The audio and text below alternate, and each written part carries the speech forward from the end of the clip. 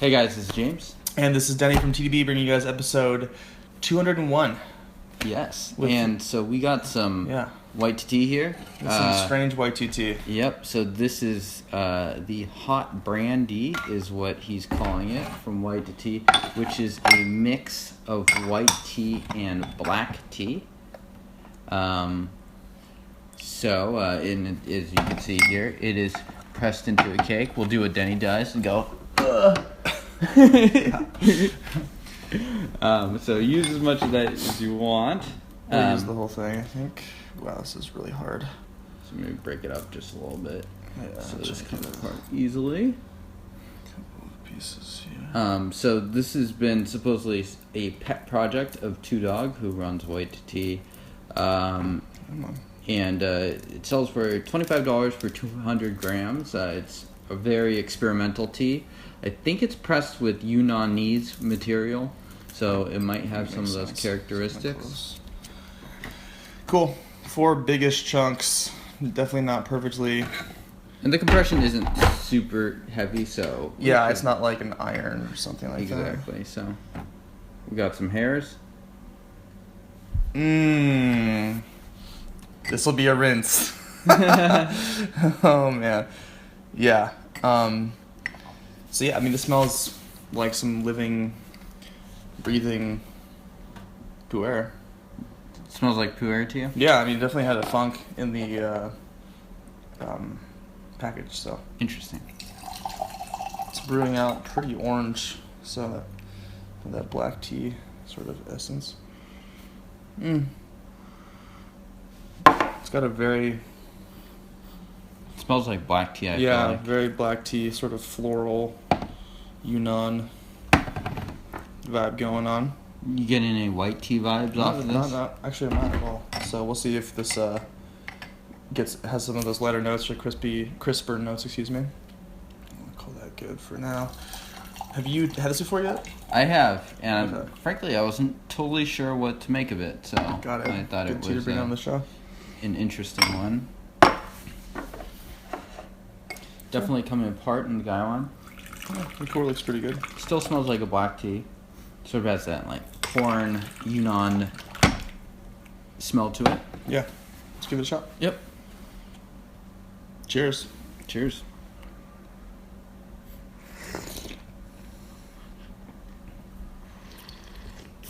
Great texture already.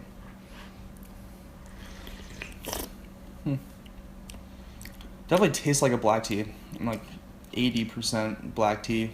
There's some stuff going on. Yeah, I get a little bit of the white tea, a little bit more so in the taste than the aroma. Yeah, I agree.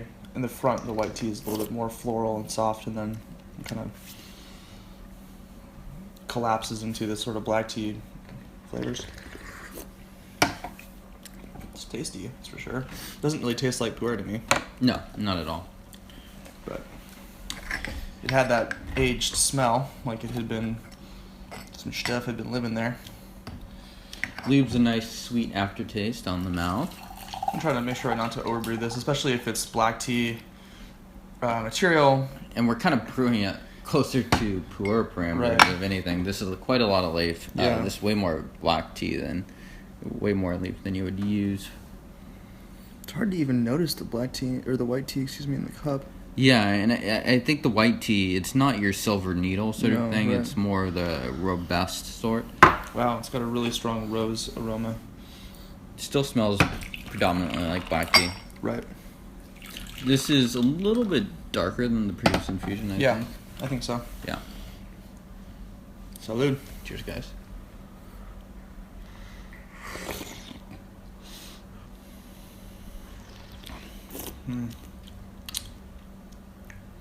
Still that sort of, I think the black tea, there's just so much leaf in there, we're really just tasting the black tea flavors.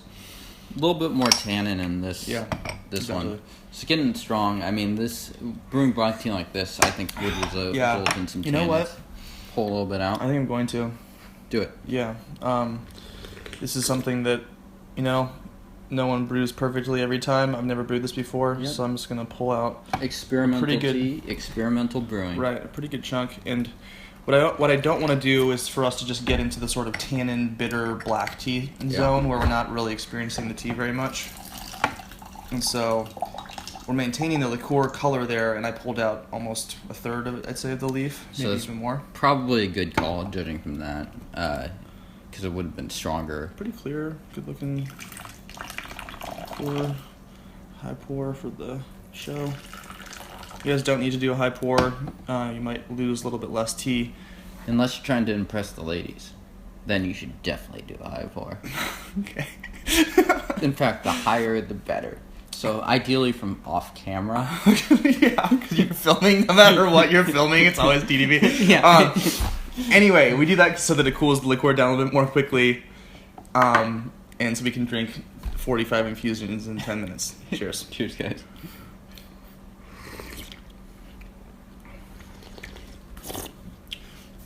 I'd say it's better. It's not quite as strong, actually. A little bit more of that white tea texture coming out. Yeah. Yeah. And I'm getting the white tea mainly in texture at this point, I would say. The black tea flavor is pretty powerful. And I think the brewing vessel is 100? No, it's 75. Okay, yeah. wow. So gosh, I wouldn't use more than 3 grams of leaves per 75, I'd say. Mm-hmm. Probably about what you're settling on here. Little hint of that sort of kind of spicy aftertaste of the black tea. But the tannins aren't really there anymore. So I think that's a good thing. We'll push this one a little bit just to see. But this is definitely an interesting tea. It's not feeling like it's a pu'er tea. If I was drinking this blind, I wouldn't call it a pu'er tea. I'd call this a black tea for sure. Yeah. Probably a Yunnan black. So that's the closest that it tastes like to me. Mm-hmm. How old is this? Do we know? I think it's 2016 material. Okay. So recently blended. So who knows what this would taste like? I mean, exactly. It was pressed into a cake.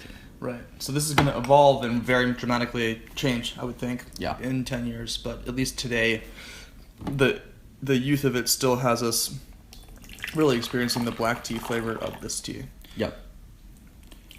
And how would you say this does differ from your average Yunnan black? Is it like the aspects of the white tea blended in? It's not quite as roasty, Mm-hmm. and I'd say it's pretty floral. You can definitely find very floral black teas from Yunnan, so it's hard.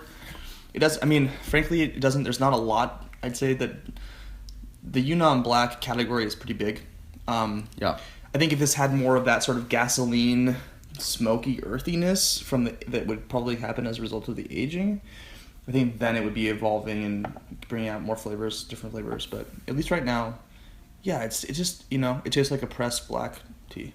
Mm-hmm. Not that that's bad at all. I'm just saying. With the white tea, maybe adding a little bit of texture to it. Yeah, really awesome initial velvetyness. Cheers. It's getting softer and softer, I feel like. Yeah, I think it's a little bit more creamy. Yeah. Maybe a little bit. I think that's a good way of putting it. Yeah. More florals coming out, too. Mm. This is great. This is definitely tasty. For 200 grams of tea for $20. $25. It's a pretty great deal, considering. And you'll be able to store this and drink out of it. You can drink off of this now. It's going to taste great. It could change and be the most gross thing that's ever happened in 10 years. Who knows? I don't. Yeah. Depends how you store it, too, probably. Probably, yeah. But this is definitely an interesting pickup. White2Tea in general is producing some great teas, so we love them. So experimental, this sort of tea, pick up 2. You drink one slowly, and the other one's like your experimental being that you get in 10 years, and who knows how the hell it tastes. Maybe it tastes great. Maybe it tastes like Grandma's basement. I don't know.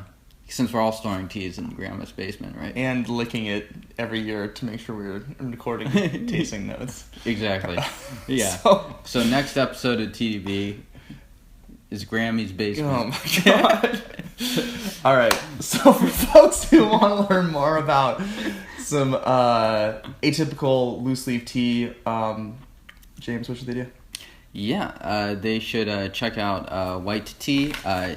Always doing lots of interesting stuff, especially this year. A lot of interesting things with white tea aging, and stuff like that. So I think we can recommend this tea for sure. We got some interesting packaging too. Yeah, like, always fun. Old school baseball, I think. I think he's throwing a baseball, not a It's a grenade tool. or something. No, it's a tool for Oh, sure. it's a tool.